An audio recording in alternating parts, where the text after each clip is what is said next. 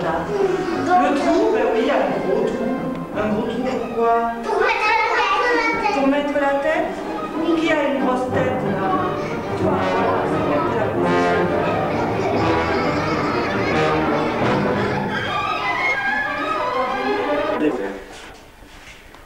Fabien, je crois, voulait savoir quelque chose. Est-ce qu'ils ont des gants? Bah, il ne faut pas me le demander à moi. Comment? Est-ce que vous avez des gants? Ah, toujours, et c'est obligatoire. Pour travailler, lorsque nous faisons une intervention incendie, hein, nous sommes obligés, hein, c'est le gant qui prend, ce ne sont pas nos mains. Voilà. C'est pour protéger les mains. Pour tout protéger. Est-ce qu'il y a des gants? Après, pas maintenant, Thierry. Ah, ouais. Attends, on va peut-être... C'est un accident qui se met ici. Et ça nous protège de toute la chaleur. Et on y voit à travers. On le verra. Oui, Est-ce que vous avez des hélicoptères? non, pas chez nous.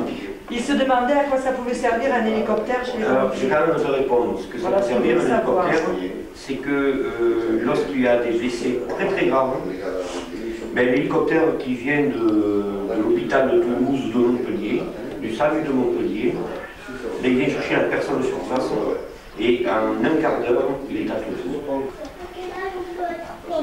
À quel âge on peut être pompier? On peut être pompier à partir de l'âge de 16 ans, avec une autorisation parentale. Est-ce qu'il y a des femmes? Oui, mais pas dans le corps espagnol. Mon père, Ah, espagnol. Non, pas espagnol. Téléphone. Ou dans une cabine téléphonique. Mais attention, là j'ouvre une petite parenthèse. Ne vous amusez pas à faire le 18 pour déranger les pompiers pour voir passer les camions. Parce que là, après, il y aura des problèmes. Et le chef de corps, vous voyez, nous avons tout un tas de numéros, là, je ne vais pas vous les énumérer. Et au moyen de cet appareil, je peux... Quelle est votre position? Position de la gare, nous allons rentrer au CSP. Bien reçu, FPT terminé.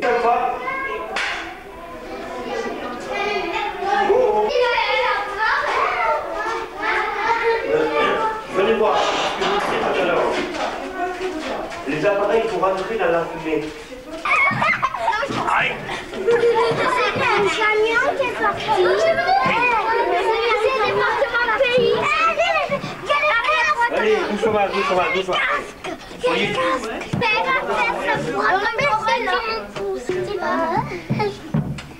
Bon, écoutez, vous attendez 2 minutes. Je vais voir. Vous pouvez en prendre la moitié, non?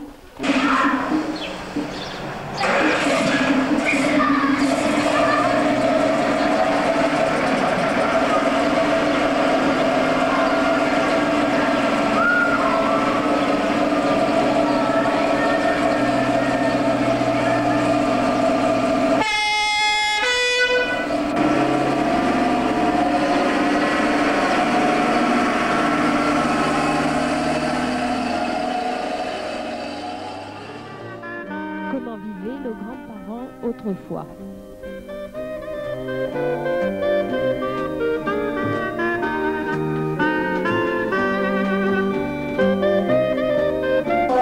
On avait au pied, on était habillé avec une blouse noire et on avait des fois du sabot. Et la classe, c'était pas comme vous, elle était d'abord à la classe, au milieu de la classe, il y avait un poêle qu'on allumait et une grille tout autour pour ne pas se brûler. Alors on fumait, c'était plus, on trempait, on écrivait. L'ardoise, c'était notre brouillon. À la place d'avoir un cahier de brouillon, vous savez le cahier de brouillon? Oui. Oui, mais on avait l'ardoise, et quand on faisait bien, on recopiait sur le cahier après. Et alors après, on faisait toute une ligne, et la maîtresse nous corrigeait sur l'ardoise, et quand c'était juste, on le recopiait sur le cahier. Avec l'encre, ça n'existait pas, le feutre. Non, le feutre n'existait pas. D'ailleurs, il n'y a pas très longtemps qu'il est sorti. Alors le jeudi, on allait se promener, on allait souvent au forage, alors on jouait aux billes. Vous savez ce que c'est les billes? Et on joue au ballon aussi. Alors, comme vous, là, maintenant, bon, je vous vois souvent aller au forage ou jouer au ballon, enfin, entre vous, comme ça, puis, vous avez des sociétés sportives qui vous font jouer avec d'autres équipes, des steins, ou comme ça, non? Et ce coup, vous n'avez pas ça, alors on jouait les frères contre les laïcs. J'ai essayé. Et je ramassais les sorties pour les canards et les soies. On était obligés les parents, pour vivre, parce que c'était un peu pendant la guerre, on était obligés de ramasser des orties, avoir un peu de volaille, si on voulait manger un peu de volaille.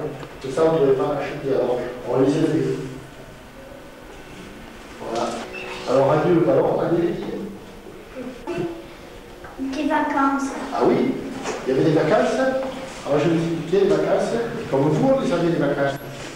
Et moi, quand j'étais en vacances, bon, j'étais peut-être un peu plus âgé que vous, j'avais 2 ans de plus.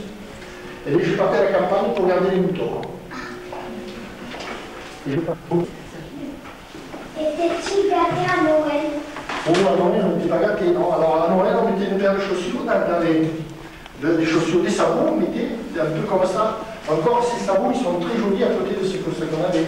Voilà. On avait un peu cette... Oui, ces sabots, on avait... Bon, c'était ça, un petit sabot comme ça, là, on mettait des sabots. Des fois, on avait une orange, un paquet de chocolat, des crottes de chocolat, mais on n'avait pas grand-chose. Se faire un repas qui était qui était continuellement sur le fourreau, le fourreau que je vous parle, qui était à forte. Alors il y avait trois trucs ou 2 comme ça. Voilà, alors c'est ça qui décorait la maison. C'était pas de la laine, on mettait ce qu'il y a aux épis de maïs là. Tu vois bien ce que c'est là. Tu vois, il y a l'épi de maïs, puis vous avez ce qui entoure l'épi de maïs là. Et on le bourrait avec ça. C'était fabuleux, vous voyez, notre matériel était fabuleux. Comme à Héra, Toucha, il y avait de l'eau à la fontaine. Ça, le soir, il le montait, il prenait plein d'eau, et il mettait de l'eau dans cette cuvette, et il se lavait comme ça. Ils avaient un bac de toilette, il se lavait comme ça, il se rinçait, il se lavait comme ça. Et ça, il versait dans le pot. Ouais. C'est bon. C'est eau qui était sale, ils avaient un grand pot. C'était un grand pot qu'on appelait un pot de chambre, avec un couvercle. Alors là, on faisait pipi dedans, même.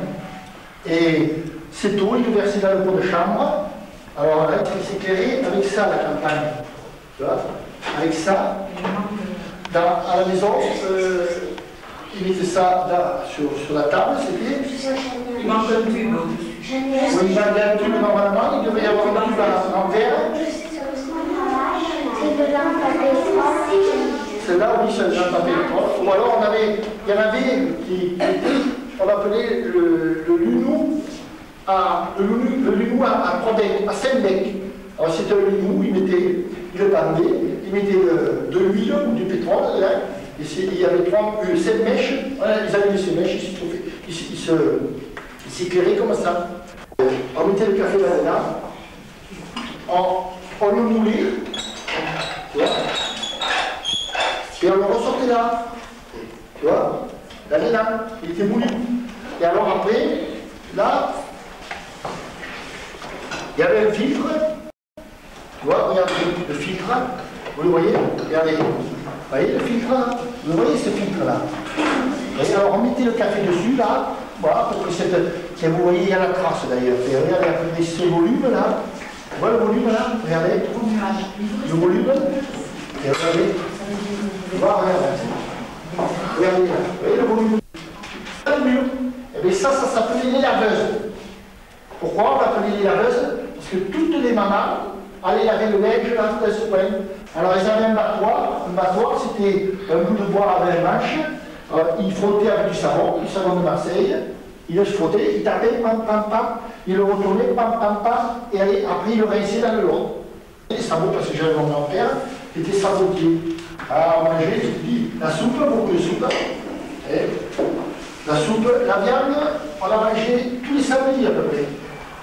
Les samedis, on mangeait la viande, la soupe, on mangeait des œufs, des omelettes.